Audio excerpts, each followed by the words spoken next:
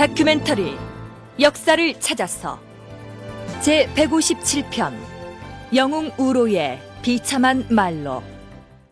좁은 이사금이 정사를 어떻게 펼쳐나가는지 살펴보기로 할까요?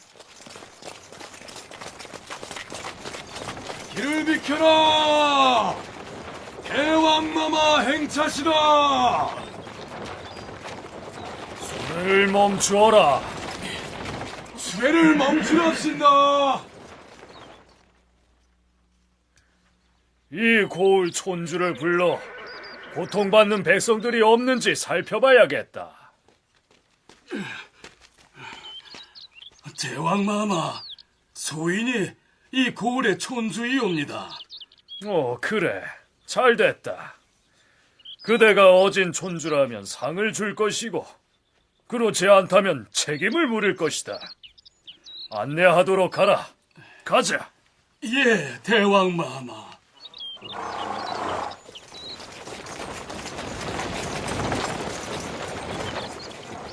좁은 이사금 6년 정월에 왕은 동쪽 지방을 순행하여 민심을 안정시키고 백성들을 구제하였다. 좁은 이사금은 용모가 준수하고 일이 생기면 명확한 판단을 내렸으므로 백성들이 그를 경외하였다라는 삼국사기 인물평처럼 민생 안정에 힘쓰는 한편으로 정사를 냉철하게 처리하여 백성들은 물론 주변의 작은 세력들에게도 사로국을 두려움과 부러움의 대상이 되도록 이끌었던 것으로 보입니다. 재위 7년째 되던 해 2월, 대왕마마, 골벌국왕 아음부가 집단을 거느리고 몰려와서 대왕마마를 아연하기를 청하고 있사옵니다. 골벌국 왕이 무리를 이끌고 왔다는 말이더냐? 그러하옵니다, 대왕마마. 그 자를 들라 하라. 예, 대왕마마.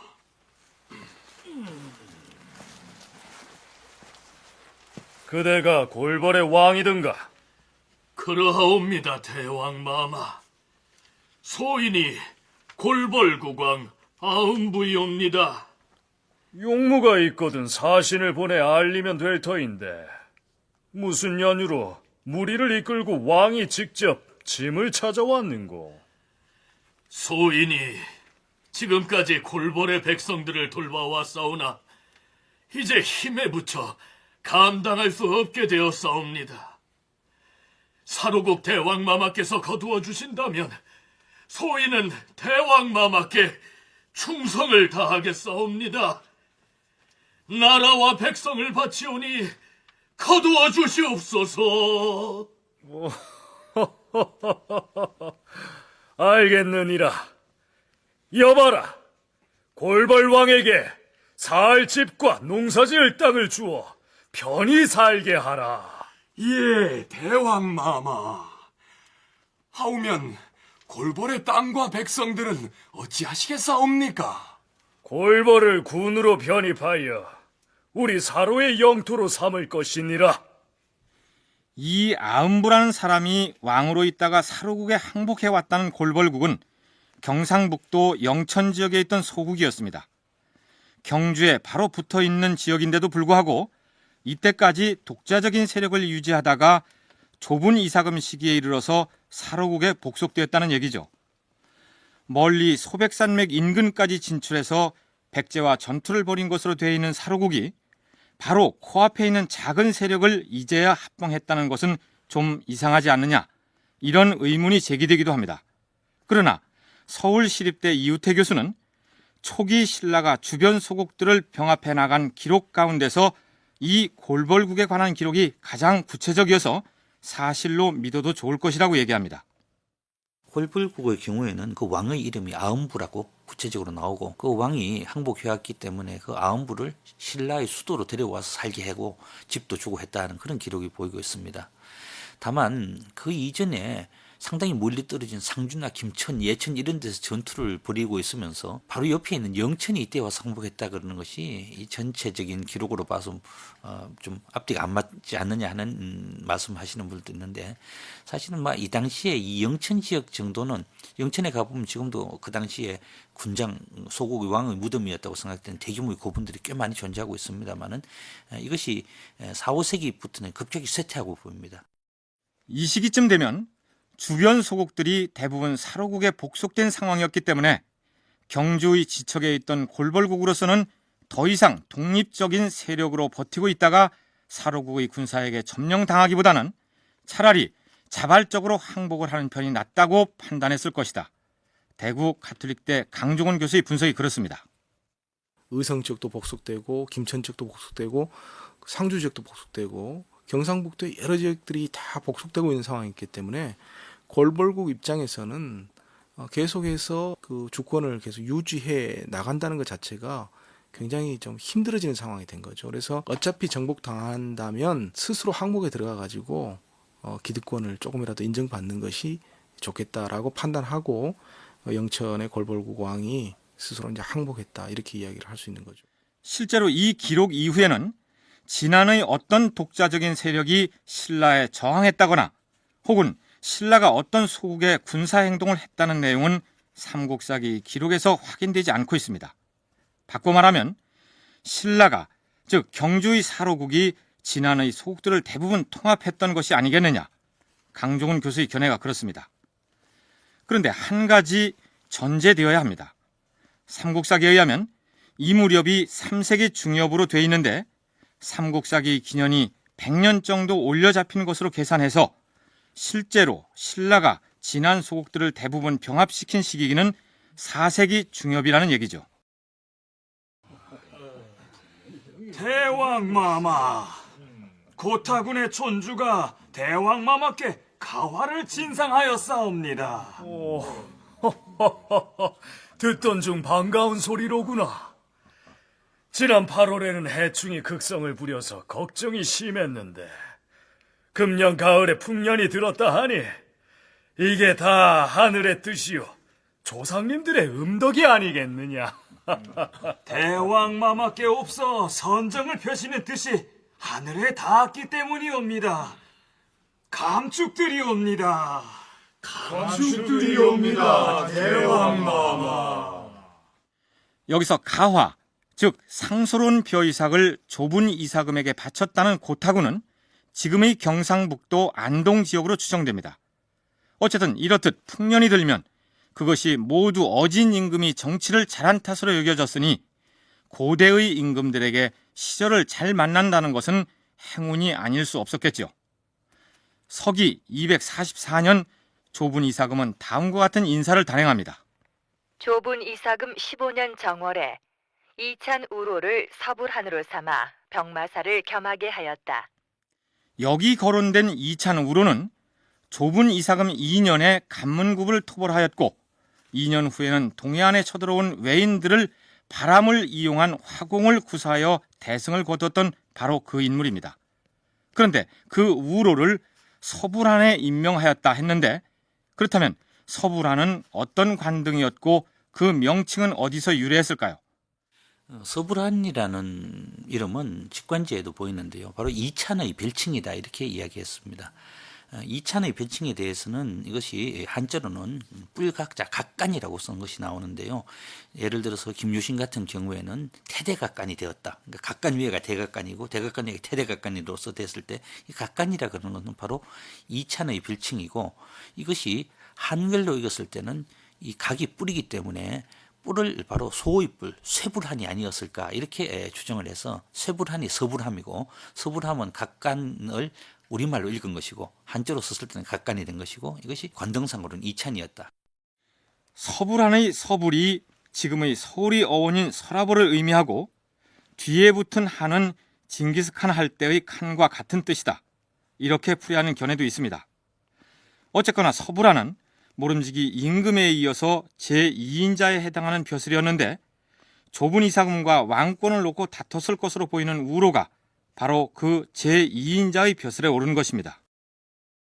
대왕마마, 고구려가 군사를 일으켜 우리 영토의 북방 경계선을 침범했다 하옵니다. 무어라! 고구려가 우리의 변방을 침범했다는 말이냐? 그러하옵니다. 이찬우로는 군사를 이끌고 나가 고구려 군사를 막아내도록 하라. 예, 대왕마마.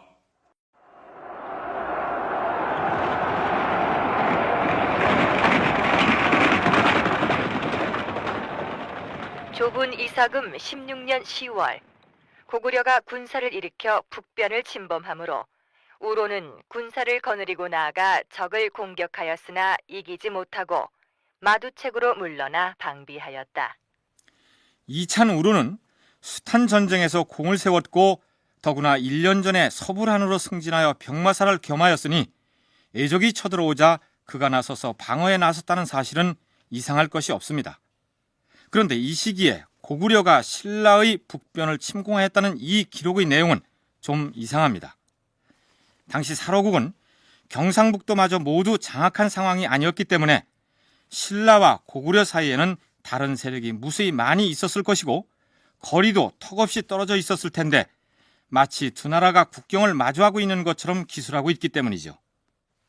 고구려가 조분 이사금 때에 신라의 북변을 침범했다라고 하는 것을 삼국사기 기년에 따라 가지고 3세기대로 보면 이해가 안 되는 것이죠. 근데 4세기 중엽 정도로 시기가 이제 늦춰져 이해할 수 있다 그러면 이건 충분히 가능한 일입니다. 그 당시 이제 고구려의 세력 확장이라고 하는 것이 동해안 방면을 타고 쭉 강릉 방면으로 해서 이렇게 내려올 수 있거든요. 그래서 대체로 이제 4세기 중엽 후반 이 무렵에 고구려의 세력 확장이 남쪽 지역으로 이제 계속 이루어지고 있었고 그 과정에서 진안을 통합한 신라하고 이제 영역을 맞대면서 이제 서로 갈등하게 되는. 그러니까 고구려와 신라가 국경을 사이에 두고 전투를 벌였다는 조분 이사금 16년의 기록이 성립하려면 앞에서 얘기했던 대로 삼국사기 기년을 뒤로 늦춰서 4세기 중반쯤에 일어난 일이라고 봐야 한다. 이런 분석입니다. 또 한 가지, 삼국사기 이 전쟁 기록은 여타의 전쟁 기록과는 차이가 납니다. 소개하면 이렇습니다. 우로는 군사를 거느리고 나아가 적을 공격하였으나 이기지 못하고 마두책으로 물러나 방비하였다. 그날 밤은 날씨가 몹시 추웠으므로 우로는 군사들을 위로하여 몸소 나무로 불을 피워서 그들을 따뜻하게 해주니 모든 군사들이 감격하였다.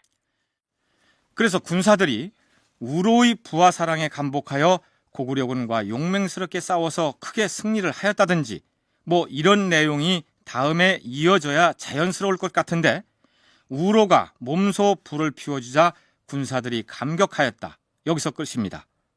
그러니까 이 대목에다 이런 내용의 기록을 배치한 것은 신라와 고구려가 국경을 사이에 두고 싸웠다는 사실보다는 우로라는 인물이 참으로 용맹스러우면서도 자상한, 바꿔 말하면 용장이면서도 덕장이었다는 것을 강조하는 데에 목적이 있는 듯 보입니다. 조분 이사금 17년에 금성에 지진이 있었다. 18년 5월에 왕이 돌아가셨다. 조분 이사금은 재위 18년 만에 세상을 떠납니다. 신라의 제12대 임금은 더할 첨자에 풀해자를 쓰는 첨해 이사금입니다. 첨해 이사금이 즉위하였다. 왕은 조분 이사금의 동모제이다. 그러니까 새로 왕위에 오른 첨해 이사금은 전왕인 조분 이사금과 같은 어머니를 둔 아우, 즉 조분 이사금의 친동생이라는 얘기입니다. 첨해 이사금의 즉위 기록을 보면 우리는 다시금 우로를 떠올리지 않을 수 없습니다. 남의 차차홍이 죽자 유리와 탈해가 왕위 다툼을 벌이다가 유리에게 왕위를 양보했던 석탈해는 그 다음 대에 왕위에 오릅니다. 또한 탈해 이사금이 죽자 유리 이사금의 태자였던 일성이 제5대 임금으로 즉위하려고 하였으나 둘째 아들인 파사에게 밀려서 뜻을 이루지 못하다가 제6대 왕으로 즉위합니다. 이렇듯 왕이 승계 대상이었다가 다른 사람에게 그 자리를 넘겨주었던 인물이 다음 때나 그 다음 때에 왕위에 오르는 경우가 수차례 있었는데 우로는 아니었습니다.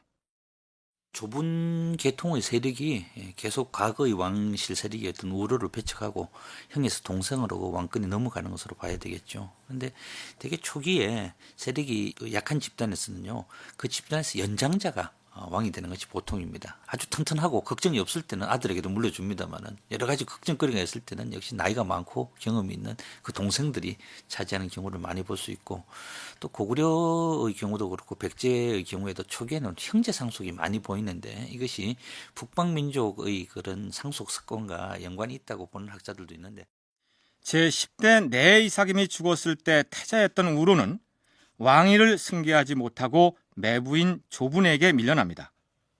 그렇다면 그 매부가 죽었을 때 앞에서 한 번 양보한 바 있는 우로가 왕위를 차지해야 마땅할 것 같은데 왕권은 조분의 동생인 첨해에게 돌아갑니다. 첨해가 김씨 세력의 협조를 끌어들여서 이번에도 우로를 제치고 왕권을 거머쥔 게 아닌가 판단됩니다. 이제 짐이 즉위하여 시조 묘를 배하라고 왔으니 모름지기 이 나라의 임금으로서 부모에 대한 도리를 마땅히 다해야 할 것이다. 돌아가신 짐의 선친께 세신 갈문왕을 추중할 것이다.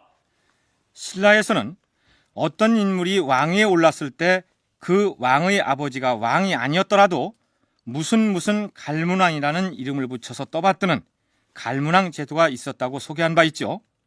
따라서 첨해 이삭음 역시 즉위하자마자 자신의 아버지인 골정을 세신 갈문왕으로 추정했던 것입니다. 그런데 이 기록 끝에다가 삼국사기를 지은 김부식은 중국의 사례를 들어서 다음과 같이 개인적인 논평을 덧붙여 놓았습니다. 한나라 선제가 즉위하니 담당 관리가 이렇게 아뢰었다. 남의 뒤를 이은 사람은 그의 아들이 되는 것이옵니다. 그러므로 자기의 아버지와 어머니를 낮추어야 하고 제사 지낼 수 없으니 이는 조종을 높인다는 뜻이옵니다. 이런 까닭에 황제를 낳은 아버지를 친이라 하고 시호를 도라 하며 어머니를 도우라 하여 제후왕에 맞게 하여야 하옵니다. 한나라의 이러한 관례는 경전의 뜻에 맞는 것으로서 만세의 법이 되었다. 그러므로 후한의 광무제와 송나라의 영종은 이를 본받아 그대로 행하였다. 그런데 신라는 왕의 친척이었다가 왕통을 이어받은 임금이 자신의 아버지를 받들어 봉하여 왕이라 일컫지 않음이 없었다. 이와 같을 뿐만 아니라 그 장인도 봉하여 역시 왕이라 하였다. 이는 예의에 어긋난 일로서 진실로 본받을 만한 것이 못 된다. 중국의 그 예법에 따르면 자기 친아버지에 대해서 황제가 된 사람이 자기 친아버지가 황제가 아니었을 경우 그 친아버지를 황제로 추승한다든지 하는 것을 못하게끔 되어 있다는 거죠. 그런데 신라의 경우에 있어서는 자기 아버지가 왕이 아니었는데 자신이 왕이 됐을 경우 자기 아버지를 이제 갈문왕이라든지 이런 게 추봉하면서 이제 이렇게 그 대접을 했다. 이런 거는 이제 예에 어긋나는 것이다. 중국의 예를 기준으로 봤을 때 신라의 이런 제도는 잘못된 것이다. 이렇게 비판을 하고 있는 것이죠.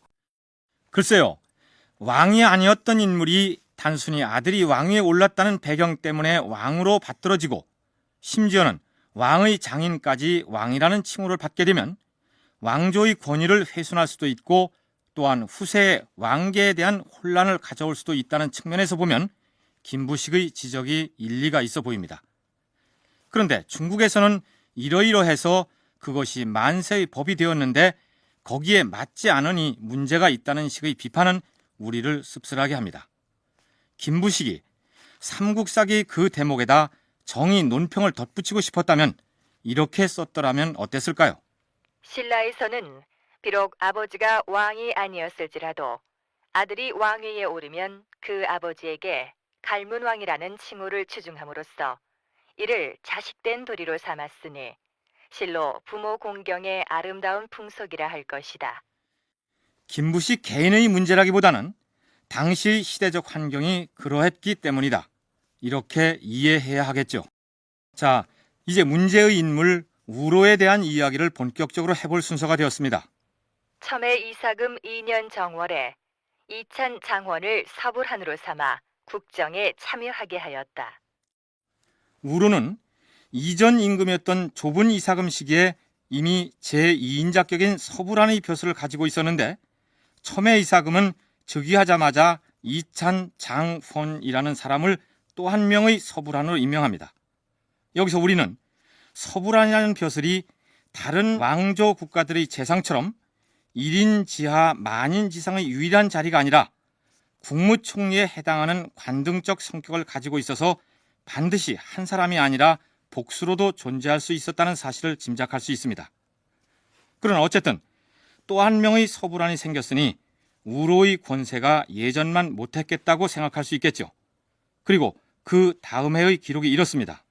첨해 이사금 4년 4월에 외인이 서불한 우로를 죽였다.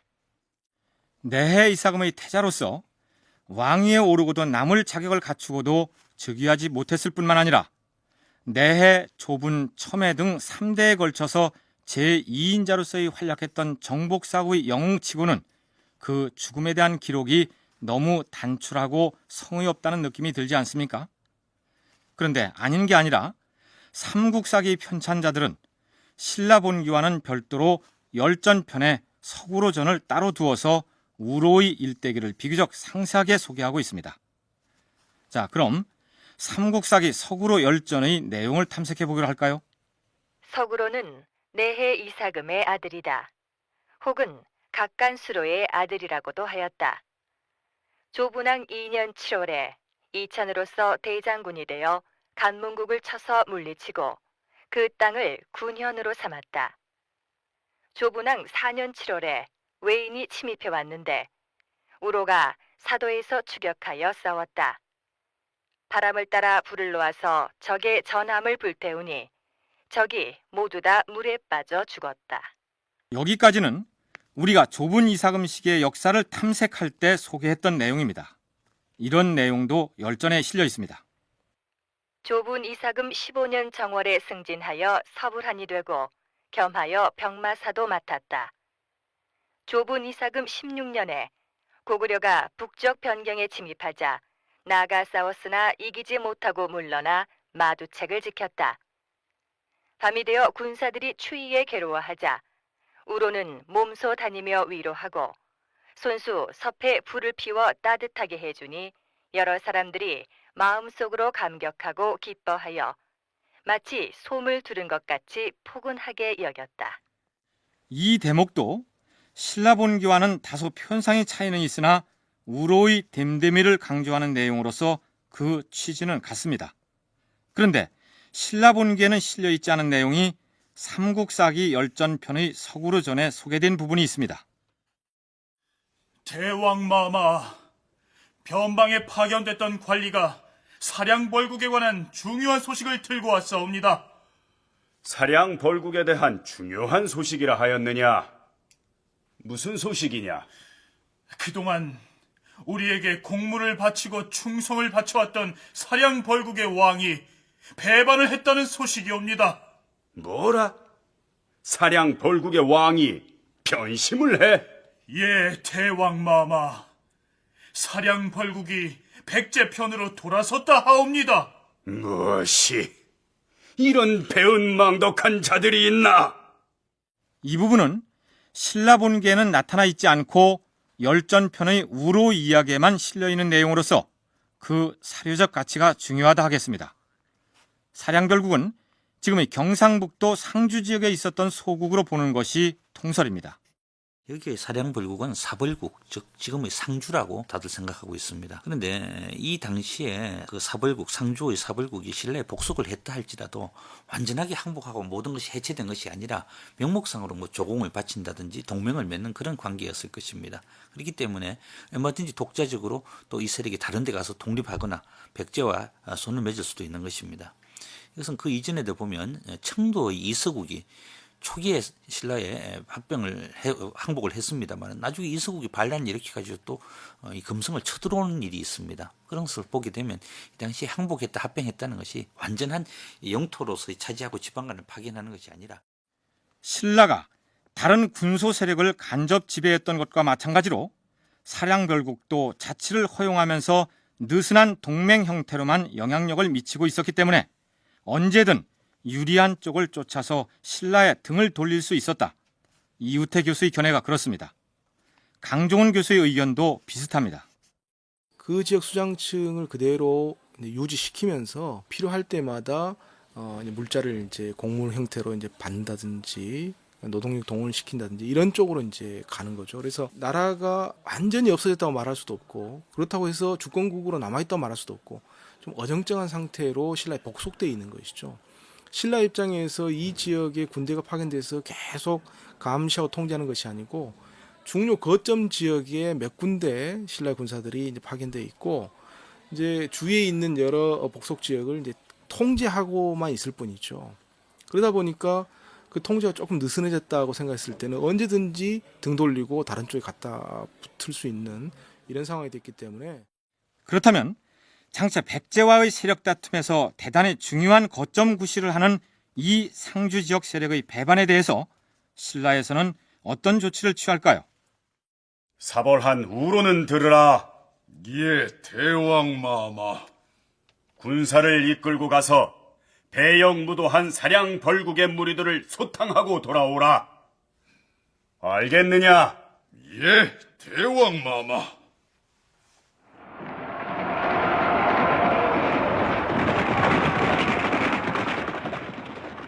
열전에는 사량별국이 전에 우리에게 속하였다가 배반하여 백제에게 돌아가므로 우로가 군사를 거느리고 가서 토멸시켰다.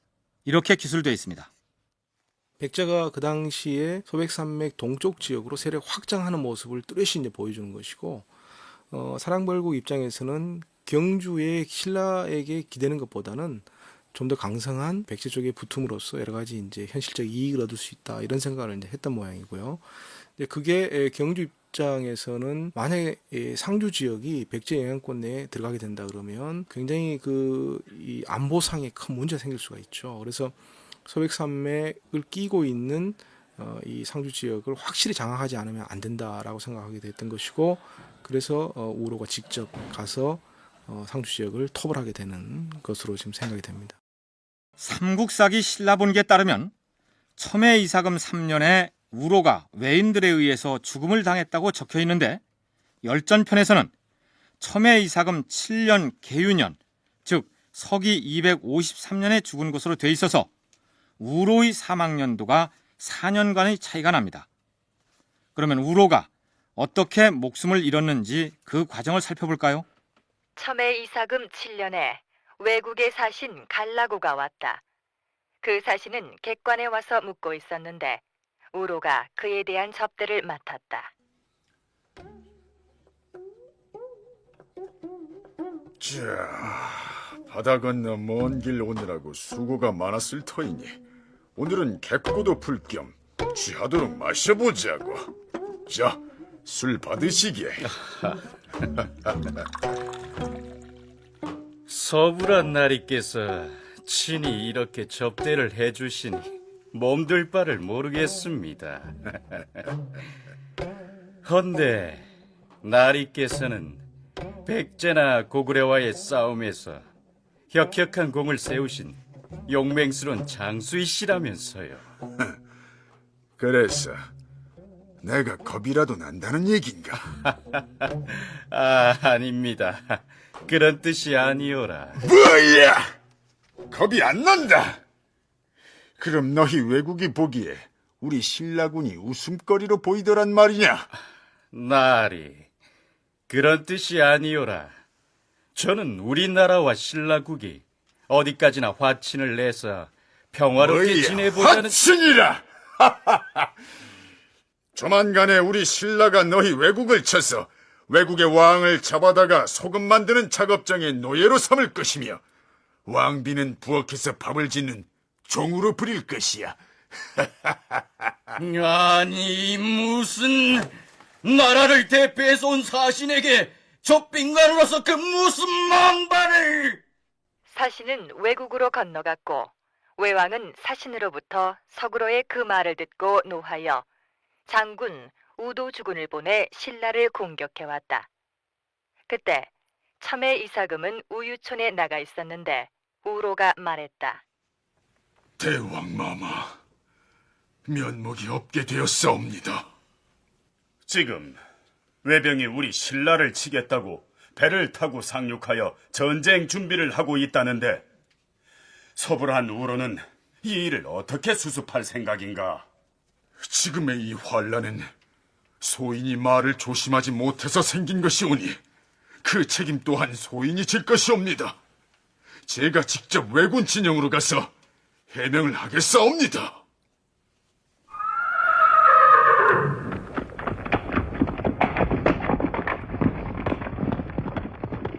외왕하고 왕비를 이제 희롱하는 이야기를 해서 그 외의 어떤 분노를 이제 만들어냈다. 이제 이렇게 이제 기록이 되어 있습니다. 근데 실제로 뭐 그런 일이 정말 있었는지는 우리가 이제 확인할 길이 없지만은 당시 상황 속에서 이 외하고 외교관계가 맺어졌는데 우로가 중간에서 이게 좀 실수를 해서 그 우호관계가 좀 파탄에 이르는 이런 쪽으로 간 것은 뭐 틀림없지 않나 이런 생각이 됩니다. 그래서 이제 우로가 그 책임이 자기한테 있기 때문에 쳐들어오는 외병을 막고 해서 자기가 나가겠다 이렇게 했던 것이고.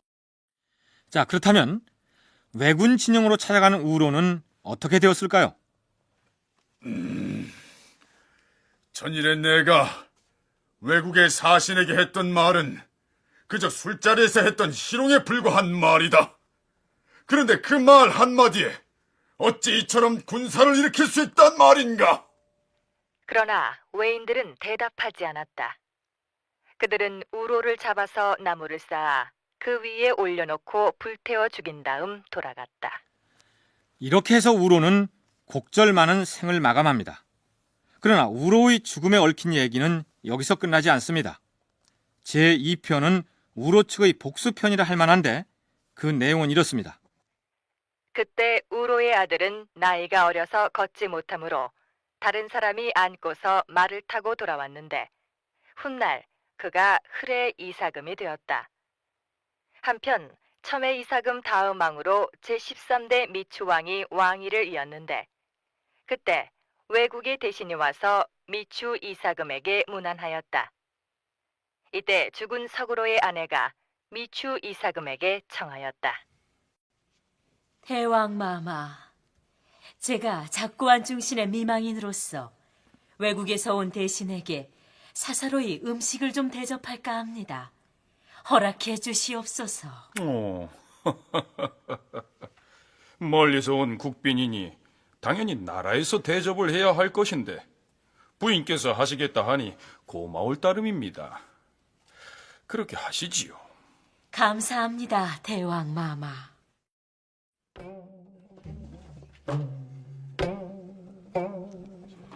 원로에 피곤하셨을 것이니 오늘 밤에 많이 드시고 객골을 푸시지요.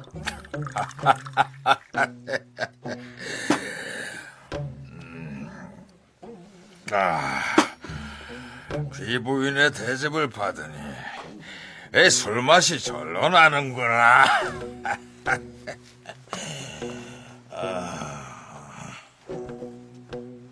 여봐라, 몹시 취한 것 같구나. 이놈을 끌어다가 나무 더미 위에 올리고 불을 질러라. 외국의 대신이 몹시 취하자 우로의 부인은 힘센 장정들을 시켜 마당에 끌어낸 다음 불태워 죽임으로써 원한을 갚았다. 외인이 이 소식을 듣고 분하여 금성을 공격해 왔으나 이기지 못하고 군사를 이끌고 돌아갔다. 삼국사기 우로열전에 실린 이야기는 이렇게 끝이 납니다. 여기서 한두 가지 짚어볼 대목이 있습니다. 우로의 행적에 대해서 적어놓은 그 이전의 삼국사기 기록을 통해서 볼 때 우로는 아랫사람에게 자상하고 전쟁에 나가서는 치밀하게 작전을 세워서 상대를 물리치곤 했던 신중한 성품을 지닌 인물이었습니다. 그런 우로가 외국에서 온 사신을 앞에 앉혀놓고 그들이 국왕과 왕비를 희롱하는 그 같은 얘기를 되는 대로 늘어놓을 위인이 아니었을 가능성이 크다는 얘기죠. 그 다음 또 한 가지는 설령 우로가 그런 실수를 했다 치더라도 왕위 다툼을 벌일 만큼 유력한 인물이었던 우로가 홀로 적진에 들어가서 처참한 화형을 당하고 있는데도 불구하고 사로국의 조정에서는 그를 구원하기 위한 어떠한 노력도 하지 않고 죽도록 내버려 두었다는 점이 수상쩍습니다. 결국 외와의 관계 속에서의 그 갈등 속에서 죽임을 당하고 그 부인이 또 나중에 그것을 복수를 하고 그 아들은 나중에 신라의 왕으로 등장을 하는 아주 극적인 역사의 한 가운데 서 있는 사람입니다만은 어쨌든 이 설화 전체의 내용 속에 전하고 있는 것은 우로는 그 당시에 왕이 될 위치에 있으면서도 결국 왕이 못 되고 정쟁의 소용돌이 속에서 외와의 전투 속에서 죽어간 것인데 신라의 왕실에서 이 우로의 죽음을 구원한 흔적이 전혀 보이지 않고 있습니다. 이런 점으로 보게 되면 상당히 불운한 정치적인 희생이 되었던 사람이 아닌가. 따라서 우로는 당시 왕권을 쥐고 있던 첨의 이사금 세력과의 권력 다툼에서 희생된 것이 아닌가, 이런 의문을 지울 수가 없습니다. 자, 일단 석시성을 가진 우로는 삼국사기에 그 행적이 또렷하게 기록된 실존 인물임에는 틀림이 없습니다. 그리고 외국의 사신 접대에 관련된 일로 죽음을 당한 사실 역시 분명해 보입니다. 우로의 이러한 죽음에 얽힌 이야기는 신라에서도 두고두고 기억되고 전승되었겠지만 바다 건너 일본 열도에서도 화제거리로 오랫동안 전승돼 왔겠죠.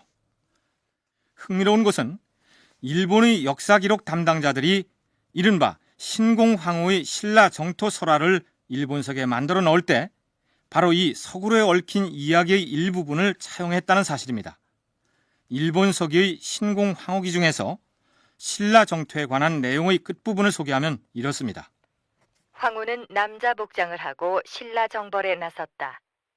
이때 하늘의 신이 황후에게 머물며 인도하였으므로 배를 따라 파도가 크게 일어 멀리 신라에까지 미쳤다.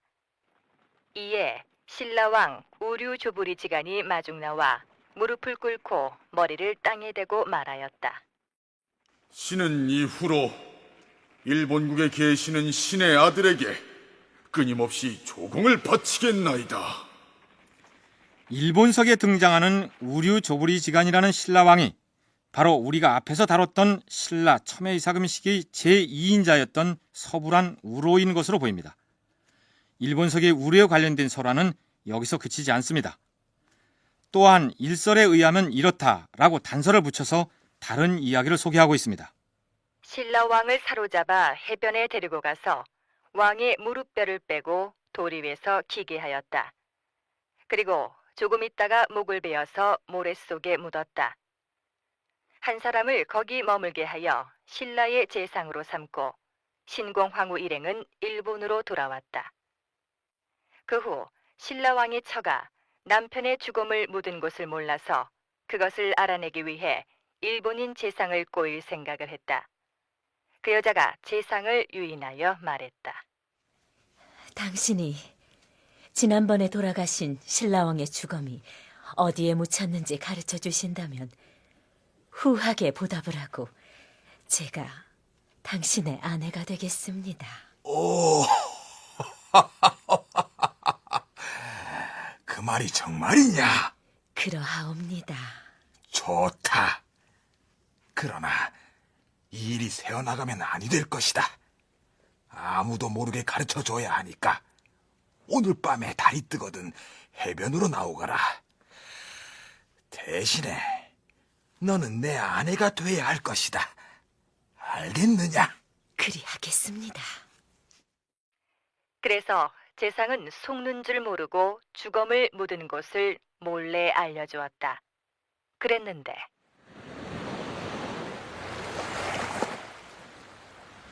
외인 제상 저자를 잡아 죽여라! 예! 뭐이! 야야 약속이 다르지 않은가! 왕의 처는 나라 사람들과 의논하여 제상을 죽이고 또 왕의 죽음을 파내어 다른 곳에 장사 지냈다.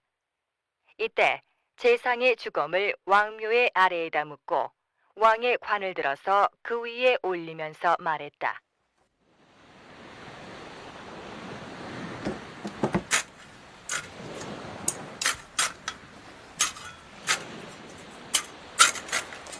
누가 위고 누가 아래인지 똑똑히 보았을 것이다. 높고 낮음의 순서는 진실로 이러해야 하는 것이다.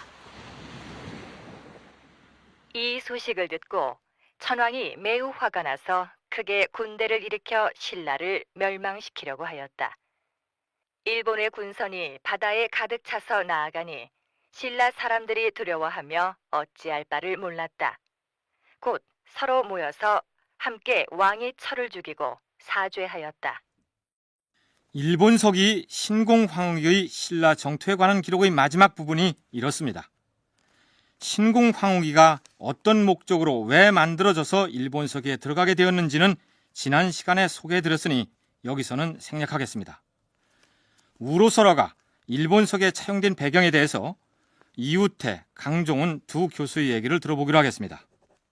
신공황후에 나오는 신라왕에 대한 굴복이 이 당시에 그 외의 병력이 와서 우로를 죽이고 갔다는 것을 어떻게 약간 과장해가지고 그런 설화를 만들어냈을 가능성도 충분히 있는 것 같습니다. 즉 우로는 이 당시에 왕은 아니었지만 왕의 아들이었고 왕의 비견될 만한 사람이었고 결국 그 외의 갈등 속에서 외에 의해서 죽임을 당했다는 것을 열전에는 화형당했다고 나옵니다만은 그런 기록들은 충분히 일본 사람들한테 기억에 남아가지고 신공황후의 설화를 만들 때 우리가 옛날에 그렇게 했던 것이다라는 이야기를 차용했을 가능성도 충분히 있을 수 있지 않을까 생각됩니다.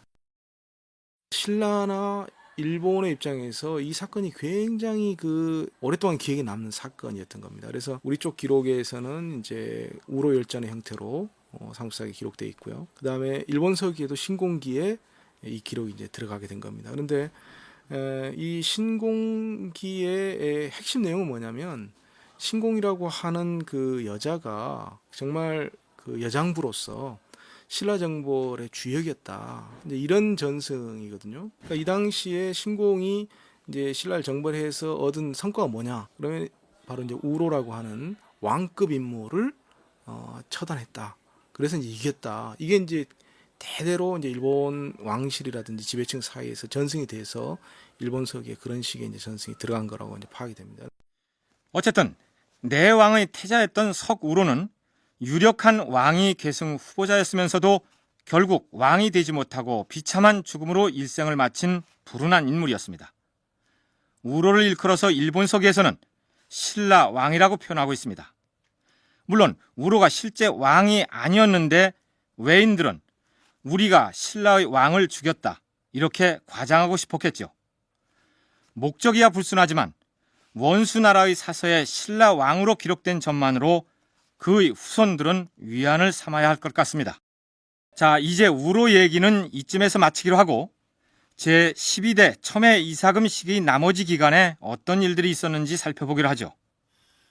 대왕마마, 그동안 궁성 남쪽에 짓고 있었던 건물이 이제 완성되었사옵니다. 이를 어찌 활용할 것인지 어명을 내리시옵소서. 수고하였다. 그 집을 궁성 남쪽에다 지었으니 남당이라 부를 것이니라. 앞으로 짐이 대소 신료들과 우리 사로국의 번영을 위해서 의논하는 자리로 삼을 것이니라. 첨예 이사금 3년 7월에 궁성 남쪽에 남당을 지었는데 혹은 도당이라고도 한다. 첨예 이사금 5년 정월에 왕은 처음으로 남당에서 정사를 다스렸다. 그러니까 예전에 소개한 바 있는 정사당과 더불어서 남당 역시 왕이 신료들과 함께 정사를 논하던 관청, 즉 정청이었다는 얘기입니다. 그렇다면 첨예 이사금 때 처음 지어졌다는 이 남당은 지금 경주의 어디쯤에 위치했을까요? 대구 가톨릭대 강종훈 교수의 설명을 들어볼까요? 현재 이제 경주에 가면 월성이라는 곳이 있습니다. 그 월성의 바로 남쪽에 그 문천이라고 하는 그 남천이라고도 표현하는데 그 개천이 흐르고요. 그 남쪽으로 가면은 토성들이 있습니다. 토성 중에 하나가 이 도당산 토성이라는 게 있습니다. 이 도당산 토성이 지금 여기서 이야기하고 있는 남당이 있었던 곳이 됩니다. 남당을 흔히 도당이라고도 한다 이렇게 기록이 나와 있거든요. 도당산 토성이 지금 경주에 경주 톨게이트를 지나서 경주 시내로 진입하게 될 때 박물관 쪽으로 가게 될 때 그 주위에 지금 길 주위에 그 남아 있거든요. 혹시 경주에 갈 일이 있으시면 남당에 있었던 도당산 토성 유적을 한번 둘러보시죠. 물론 고구려나 백제에서도 임금이 신료들과 정사를 논하던 관청의 이름이 따로 내려오지는 않지만 당연히 있었겠죠. 그런데 신라의 남당에 대해서 특별하게 의미를 부여하는 견해도 있습니다. 서울시립대 이우태 교수 얘기입니다. 첨예인 이사금조에 나오는 남당에 대해서는 과거 이병도 선생님은 이것이 굉장히 중요한 정치적인 기구로서 신라의 건국기에 붙어 있었던 정사와 관련된 중요한 합의체가 바로 남당일 것이라고 그렇게 주장하시는 글을 쓰신 적이 있습니다. 그 글에 의하면 결국 그 신라의 건국은 건국 초기부터 유력한 부족장 회의, 우리 박혁거세를 왕위로 추대할 때부터 이제 합의에 추대하는데 이것이 나중에 신라가 멸망할 때 화백 회의를 통해 가지고 하는 것처럼 이런 합의체적인 정신이 회의가 처음부터 끝까지 신라에서는 계속 보이고 있거든요. 그것이 중간에는 국인이라고 나오고 또 어떤 때는 화백이라고 나오고 여러 이름이 나오지만 어쨌든 왕이 귀족들과 함께 어떤 사안을 두고 의논하고 논쟁을 벌이면서 결론을 도출하는 회의체 성격의 정치 문화가 일찍부터 발달했던 것으로 보입니다. 그런데 그런 관행이나 문화가 요즘 같으면 민주적 절차를 중시하는 훌륭한 제도로서 긍정적인 측면이 있겠지만 강력한 왕권을 바탕으로 상호간에 치열한 정복전쟁을 벌여야 했던 고대 국가 시절이고 보면 국가 발전에 유리한 작용만 한 건 아니었을 것이다. 이우태 교수의 견해가 그렇습니다. 그래서 그런 합의체가 있었다는 것이 좋게 해석하면 민주적인 것이다. 또 여러 가지로 좋은 점을 부여할 수 있을지도 모르겠습니다만은 우리가 흔히 이야기할 때 고대 국가라 그러는 것은 강력한 율령과 왕으로 통치되는, 그러니까 아주 율령을 통해 가지고 군대를 거느리고 관료 조직을 거느리는 강력한 왕이 등장을 하게 되면 이런 합의체는 아무런 의미가 없어집니다. 그런 시기를 우리 이제 고대 국가의 전성기라고 부르는데, 그런 그 세력이 등장하기 이전이나 또는 그런 세력이 약해졌을 때, 귀족의 연합 세력이 됐을 때는 합의체가 등장하는 것이거든요. 그러니까 합의체의 등장을 꼭 민주적이다 이렇게만 이야기하기는 좀 어렵지 않을까 싶은 부분도 있습니다. 첨예 이사금 시기의 치세를 기록한 내용은 빈약한 편입니다. 그러나 이전의 왕들처럼 그 역시 선정을 펼치고 민생을 안정시키려고 노력하였다는 흔적은 여기저기에 나타납니다. 대왕마마, 한기부 사람 부도가 대왕마마의 부름을 받고 입궁하였사옵니다. 그의 사람 댐댐이가 출중하다 하니 짐이 그에게 아찬 벼슬을 주고 마땅한 임무를 부여하기 위해서 부른 것이니라. 들라하라. 예, 대왕마마.